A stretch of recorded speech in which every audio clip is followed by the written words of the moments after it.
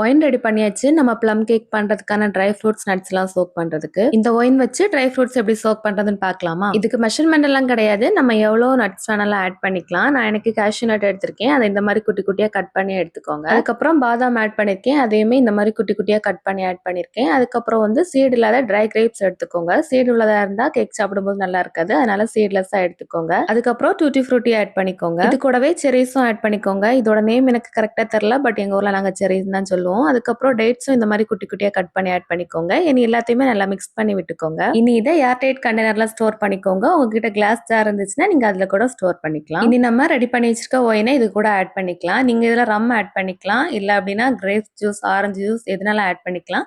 ஆனா நீங்க ஃப்ரெஷ்ஷான ஃப்ரூட்ல உள்ள ஜூஸ் ஆட் பண்றீங்க அப்படின்னா ஃப்ரிட்ஜ்ல வச்சு ஸ்டோர் பண்ணிக்கோங்க. நீங்க ஒயின்ல ரம்ல எல்லாம் சோக் பண்றீங்க அப்படின்னா 1 இயர் வரைக்கும் நீங்க ரூம் டெம்பரேச்சர்லயே ஸ்டோர் பண்ணிக்கலாம். இதை வச்சு ப்ளம் கேக் எப்படி ரெடி பண்றதுன்னு தெரிஞ்சுக்கணும்னா நம்ம பேஜை இப்பயே ஃபாலோ பண்ணி வச்சுக்கோங்க.